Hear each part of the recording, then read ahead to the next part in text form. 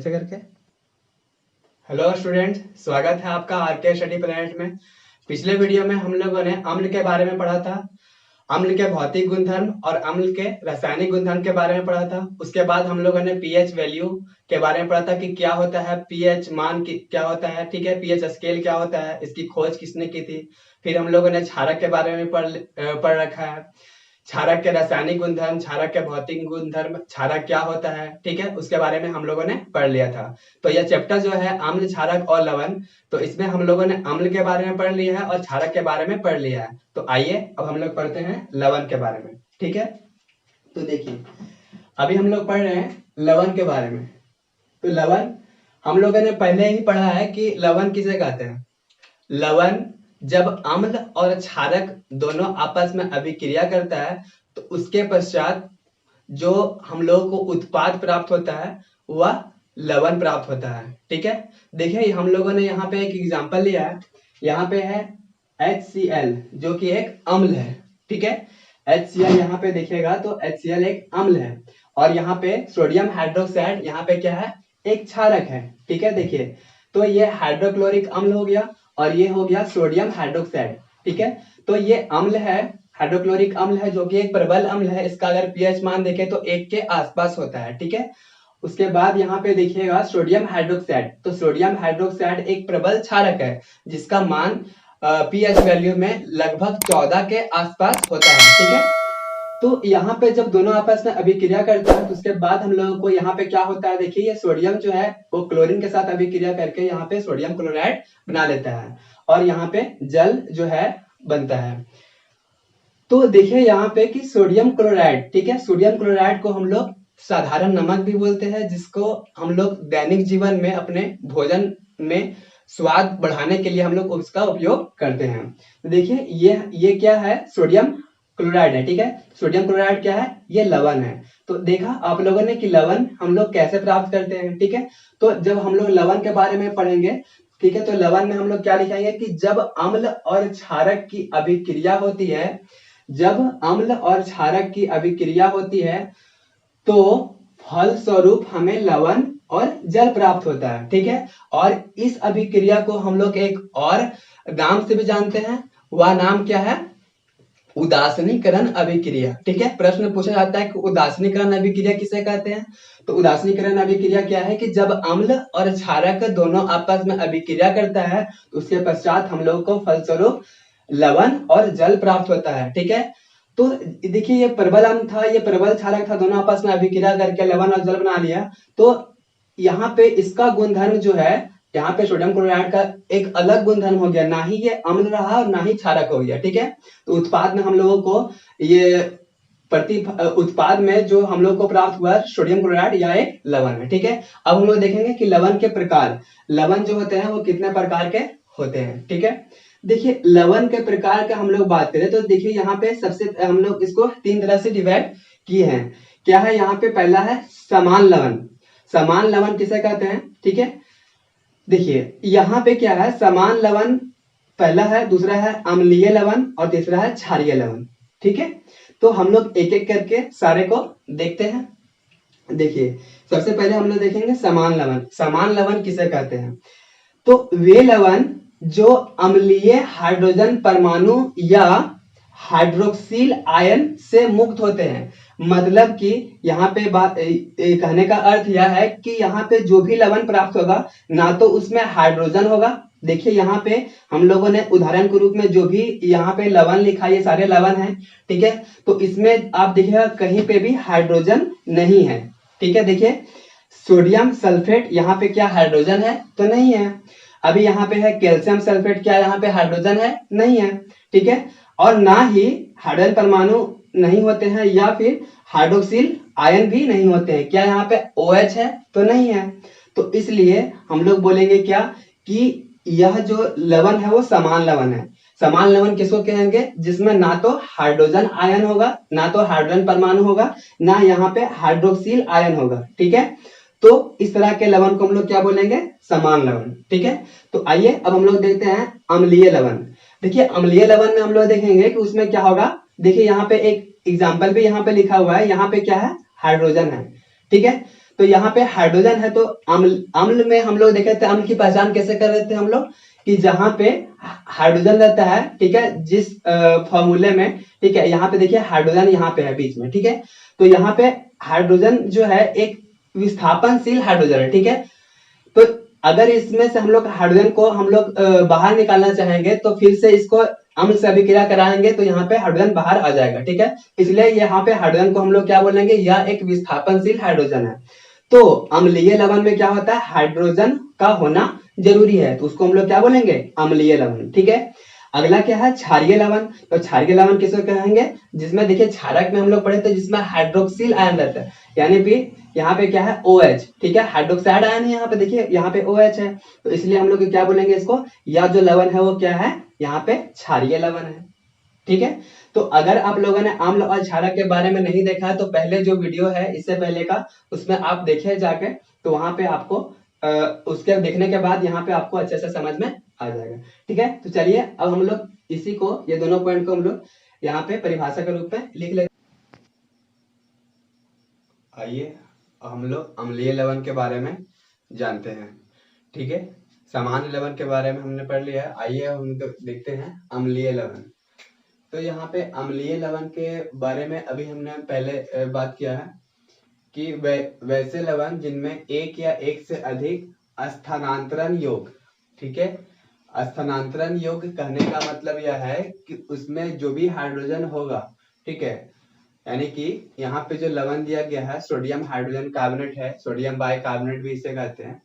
तो इसमें जो हाइड्रोजन यहाँ पे दिया गया है, अगर इसको फिर से अम्ल से अभिक्रिया करा दिया जाए तो ये स्थानांतरित हो जाएगा, ठीक है, ये विस्थापित हो जाएगा, तो इसीलिए इसको हम लोग स्थानांतरण योग या विस्थापन योग हाइड्रोजन बोलेंगे, ठीक है। तो वैसे लवण जिनमें एक या अधिक स्थानांतरण योग हाइड्रोजन परमाणु रहते हैं, देखिए यहाँ पे ये हाइड्रोजन परमाणु है, ठीक है, हाइड्रोजन परमाणु रहते हैं, अम्लीय लवण कहलाते हैं, ठीक है।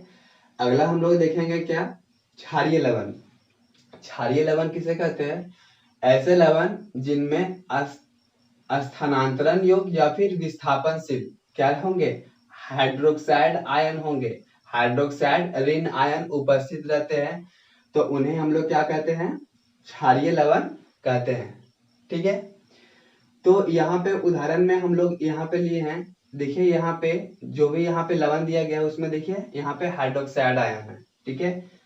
तो देखिए यहाँ पे भी क्या है, ये लवण हो गया मेरा, देखिए यहाँ पे क्लोरीन जुड़ा हुआ है तो क्या हो गया, ये हमारा लवण हो गया, और इसमें क्या है, यहाँ पे हाइड्रोक्साइड आयन है, तो इसलिए इस लवण को हम लोग बोलेंगे क्षारीय लवण बोलेंगे, ठीक है। तो आइए अब हम लोग देखते हैं लवणों के भौतिक गुणधर्म के बारे में। लवणों के भौतिक गुणधर्म, देखिए लवणों के भौतिक गुणधर्म में हम लोगों ने अभी शुरू में ही लवण के बारे में पढ़ा था कि अम्ल और क्षारक जब अभिक्रिया करता है तो लवण और जल बनाता है, ठीक है। तो लवण हम लोग कैसे प्राप्त किए, जब अम्ल और क्षारक की अभिक्रिया हुई उसके बाद हम लोग लवण को प्राप्त किए, तो वही चीज यहाँ शुरू में लिखेंगे क्या, कि लवण अम्ल एवं क्षारक की उप अभिक्रिया के फलस्वरूप बनते हैं। लवण अम्ल एवं क्षारक की अभिक्रिया के फलस्वरूप बनते हैं। अगला बिंदु है, लवण विद्युत का सुचालक होते हैं, ठीक है, यानी कि अगर लवण से विद्युत को पास किया जाए तो इससे क्या होगा, लवण से विद्युत पास हो जाएगा, ठीक है, करंट का, इलेक्ट्रिसिटी का एक स्थान से दूसरे स्थान तक स्थानांतरण हो जाएगा, करंट उससे पास कर जाएगा, ठीक है। तो चूंकि लवण से विद्युत पास कर जाते हैं, यानी कि लवण विद्युत का सुचालक होते हैं, तो हम लोग इन्हें इलेक्ट्रोलाइट भी कहेंगे। लवण को हम लोग क्या कहेंगे, इलेक्ट्रोलाइट कहेंगे। क्यों कहेंगे, क्योंकि ये अपने से होकर विद्युत को पास होने देता है, ठीक है। तो देखिए अगला बिंदु है, हमारे शरीर में लवण उपयोगी भूमिका निभाते हैं, ठीक है। हमारे शरीर में लवण का क्या है, अलग सा कार्य है। जैसे कि यहाँ पे अगर हम लोग एक बहुत ही महत्वपूर्ण बिंदु का बात करें लवण के बारे में, तो देखिए हमारे जो गला होता है, तो गला में क्या होता है, थायराइड ग्लैंड होता है, ठीक है, थायराइड ग्रंथि होती है। तो अगर हम लोग आयोडीन युक्त नमक नहीं लेते हैं, ठीक है, तो क्या होता है, तो थायराइड जो है बढ़ने से क्या हो जाता है, तो घेंघा रोग भी हो सकता है। ठीक है, तो एक प्रश्न पूछा जाता है कि घेंघा रोग जो होता है किससे कमी से होता है, तो आयोडीन युक्त नमक की कमी से घेंघा रोग होता है। ठीक है, तो नमक क्या है, एक लवण है, तो इसलिए हम लोग बोलेंगे कि हमारे शरीर में लवण उपयोगी होता है और यह अलग भूमिका निभाती है। अगला देखेंगे कि लवण का पीएच मान। ठीक है, अभी हम लोगों ने पहले पढ़ा कि लवण जो होते हैं कितने प्रकार से होते हैं, 3 प्रकार से, सामान्य लवण, अम्लीय लवण और क्षारीय लवण। ठीक है, सामान्य लवण हम लोग उनको बोल रहे थे जिसमें ना तो हाइड्रोजन आयन थे या फिर हाइड्रोजन परमाणु थे, उसमें नहीं था। ठीक है, और अम्लीय लवण किनको बोलते थे, जिसमें हाइड्रोजन परमाणु था, यानी कि ये अम्लीय होगा। ठीक है, इनका जो रासायनिक गुणधर्म होगा वो कैसा होगा, इस अम्ल का अम्लीय होता है। ठीक है, अगला जो है क्षारीय लवण था, तो क्षारीय लवण में क्या था, इसमें हाइड्रोक्साइड आयन था, इसका गुण कैसा होगा, क्षारीय होगा। तो हम लोगों ने देखा कि लवण का पीएच मान जो होता है वो अम्लीय भी हो सकता है, क्षारीय भी हो सकता है या फिर उदासीन भी हो सकता है। ठीक है, उदासीन भी हो सकता है, कहने का मतलब यह है ना तो वह अम्ल होगा और ना ही वह क्षारक होगा। तो देखिए यहाँ पे एक एग्जांपल है NaCl। ठीक है, यहाँ पे देखिए ना तो हाइड्रोजन आयन है इसमें और ना ही इसमें हाइड्रोक्साइड आयन है, तो इसलिए यह एक क्या होगा, यह एक साधारण लवण होगा। ठीक है, तो इसका पीएच मान जो होगा वो 7 के आसपास होगा। ठीक है, अगला देखिए इसमें हाइड्रोजन है, तो इसका पीएच मान जो होगा वो 7 से कम होगा। तो यह इसका गुण रासायनिक गुणधर्म कैसा होगा, तो यह जो लवण है यह अम्लीय होगा। और यहाँ पे हाइड्रोक्साइड आयन है, तो इस लवण का गुणधर्म कैसा होगा, क्षारीय होगा, 7 से अधिक होगा। ठीक है, तो हम लोगों ने यहाँ तक देखा।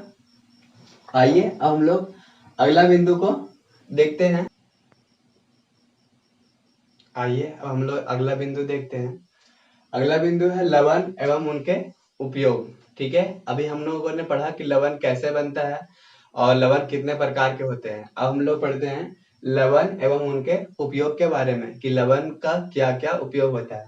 तो सबसे पहला लवण है यहाँ पे साधारण नमक, जिसे हम लोग बोलते हैं NaCl। ठीक है, प्रश्न पूछता है कि साधारण नमक का रासायनिक सूत्र क्या होता है, तो NaCl होता है और रासायनिक नाम का क्या हो जाएगा, सोडियम क्लोराइड। ठीक है, देखिए रासायनिक सूत्र है, ऐसे पूछेगा कि साधारण नमक का रासायनिक सूत्र क्या है, तो क्या बोलेंगे हम लोग, NaCl। ठीक है, और देखिए यहाँ पे Na क्या है, सोडियम है, Cl क्या है, क्लोरीन है, तो दोनों मिला क्या हो जाएगा, सोडियम क्लोराइड। तो इसका रासायनिक नाम क्या हो जाएगा, सोडियम क्लोराइड। ठीक है, अगला जो है बिंदु, इसकी प्राप्ति कहाँ से होती है, कि हम लोग सोडियम यानी कि सोडियम क्लोराइड को हम लोग कैसे प्राप्त करते हैं। तो इसका जो है साधारण तौर पर हम लोग जानते हैं कि समुद्र का जो जल होता है वह खारा होता है, तो समुद्र का जल का खारापन किसकी वजह से होता है, तो नमक की वजह से होता है। ठीक है, तो समुद्री जल में नमक होता है, तो इसको प्राप्त कैसे किया जाता है, जब समुद्री जल का वाष्पन होता है। ठीक है, जब समुद्री जल का वाष्पन होता है तो वहां पे हम लोगों को ये सोडियम क्लोराइड प्राप्त होता है। तो यही चीज लिखेंगे कि प्राप्ति में कहाँ से प्राप्त होता है, तो समुद्री पानी के वाष्पन से प्राप्त होता है। ठीक है, भाप बन के ये जो जल होता है, यानी कि इसमें जो सोडियम क्लोराइड में H2O भी शामिल होता है, यानी कि अभी समुद्री जल में क्या होता है, जल के साथ साथ सोडियम क्लोराइड रहता है। ठीक है, तो जब इसमें उष्मा ज्यादा हो जाती है, उसमें वह क्षेत्र में जब उष्मा ज्यादा होने लगता है तो इस जल का वाष्पन होने लगता है। ठीक है, तो ये जल जो है भाप बन के उड़ जाता है और यहाँ पे हम लोगों के पास क्या बचता है, सोडियम क्लोराइड बचता है। तो इस तरह से हम लोग इसको प्राप्त करते हैं। अब हम लोग देखेंगे इसका उपयोग क्या है, कि देखिए साधारण नमक का उपयोग क्या है, भोजन बनाने में। क्योंकि हम लोग जानते हैं अपने दैनिक जीवन में जो भी हम लोग रोज खाना बनाते हैं, तो उसमें से हम लोग जो भी नमक वाला जो भी सब्जी होता है, ठीक है, उसमें नमक डालना जरूरी होता है ताकि वह स्वादिष्ट लगे। तो हम लोग अपने भोजन को स्वादिष्ट बनाने के लिए नमक का उपयोग करते हैं। अगला बिंदु है कि इसका उपयोग से प्रयोगशाला में, यहाँ पे देखिए सोडियम हाइड्रोक्साइड जो कि एक प्रबल क्षारक है, ठीक है, इसका उपयोग भी अभी हम लोग आगे देखेंगे। इसका उपयोग क्या है? Sodium hydroxide, sodium hydrogen carbonate या फिर सोडियम बाई कार्बोनेट इसको बोलते हैं, ठीक है। तो इसका और क्या क्या उपयोग है अभी हम लोग आगे जानने वाले हैं। उसके बाद यहाँ पे सोडियम कार्बोनेट जैसे महत्वपूर्ण यौगिक का निर्माण किया जा सकता है। तो प्रयोगशाला में हम लोग ये सोडियम क्लोराइड की मदद से हम लोग इन सारे यौगिकों का निर्माण कर सकते हैं, ठीक है। तो आइए अब हम लोग देखते हैं सोडियम क्लोराइड से हम लोग सोडियम हाइड्रोक्साइड कैसे प्राप्त करते हैं। सबसे पहले जानेंगे कि सोडियम हाइड्रोक्साइड जो है वो है क्या, ठीक है। देखिए सोडियम हाइड्रोक्साइड एक क्षारक है और इसका उपयोग जो है साबुन बनाने में किया जाता है। साबुन में ये सोडियम हाइड्रोक्साइड होता है और इसका उपयोग किस तरह से करते हैं? तो चूंकि ये क्षारक होता है तो जहां पे ग्रीज लगा होता है, ठीक है, तो अगर वहां से ग्रीज को हटाना है तो हम लोग वहां पे सोडियम हाइड्रोक्साइड का प्रयोग करते हैं, ठीक है। यानी कि चिकनाहट को हटाने के लिए हम लोग क्या करते हैं? सोडियम हाइड्रोक्साइड का प्रयोग करते हैं। ग्रीस को हटाने के लिए सोडियम हाइड्रोक्साइड का प्रयोग करते हैं, ठीक है। इसका गुण कैसा होता है? क्षारीय होता है और इसका उपयोग जो है कपड़े को सफेदी करने के लिए भी हम लोग करते हैं। तो इस तरह से यह सोडियम हाइड्रोक्साइड महत्वपूर्ण हो जाता है। तो सोडियम हाइड्रोक्साइड हम लोग प्राप्त कैसे करते हैं? तो जब NaCl+H2O, यानी कि यहाँ पे क्या दिया हुआ है? साधारण नमक का जलीय घोल है, ठीक है। तो साधारण नमक का जलीय घोल यहाँ पे दिया गया है। तो इसको हम लोग, ये जो घोल है, इस घोल को हम लोग क्या कराएंगे? विद्युत से हम लोग क्या करेंगे?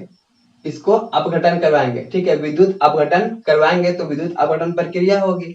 तो विद्युत अपघटन प्रक्रिया के द्वारा हम लोग सोडियम हाइड्रोक्साइड प्राप्त करते हैं। देखिए यहाँ पे समझिए, यहाँ पे एक हमने पात्र लिया है और इसमें दो रॉड है, ठीक है। एक धन का है और एक ऋण का है। यहाँ पे एक बैटरी से कनेक्ट है। क्योंकि ये जो धन होता है इसको हम लोग एनोड बोलते हैं और ये ऋण यानी कि ये जो माइनस वाला जो रॉड है उसको हम लोग कैथोड कहते हैं, ठीक है। और ये जो आप डॉट सा देख रहे हैं, इसको हमने सोडियम क्लोराइड से को सूचित किया है, जो एक जलीय घोल के रूप में है। तो जब इसमें विद्युत पास कराई जाती है तो क्या होता है कि सोडियम क्लोराइड का जलीय घोल से यहाँ पे क्या होने लगता है कि क्लोरीन और हाइड्रोजन जो है वो विस्थापित होने लगता है, ठीक है। और विस्थापित होने के फलस्वरूप यहाँ पे क्या बनता है? सोडियम हाइड्रोक्साइड बनता है। चूंकि यहाँ पे माइनस है, ठीक है, देखिए ये जो है कैथोड पर क्या जमा होता है? कैथोड पर हाइड्रोजन गैस मुक्त होती है और हाइड्रोजन गैस का कार्य क्या अच्छी है? तो हम लोग रॉकेट में, ठीक है, रॉकेट का जो ईंधन होता है, रॉकेट का जो ईंधन होता है उसमें हाइड्रोजन गैस का प्रयोग किया जाता है। हाइड्रोजन एक बहुत ही महत्वपूर्ण और ज्वलनशील गैस है और इसका उपयोग हम लोग किसमें करते हैं? ईंधन के रूप में करते हैं, ठीक है। और यहाँ पे जो एनोड है, तो एनोड जो है इसको हम लोग प्लस वाला को हम लोग एनोड बोलते हैं, ठीक है। प्लस वाला रॉड को एनोड बोलते हैं। तो यहाँ पे क्लोरीन गैस मुक्त होती है और क्लोरीन का जो उपयोग होता है वो किसमें होता है? तो क्लोरीन का जो उपयोग होता है वो यहाँ पे हम लोग क्या जानते हैं कि क्लोरीन का उपयोग से हम लोग जो अशुद्ध जल रहता है उसे हम लोग शुद्ध कर सकते हैं, ठीक है। तो आइए हम लोग अब अगला बिंदु देखते हैं।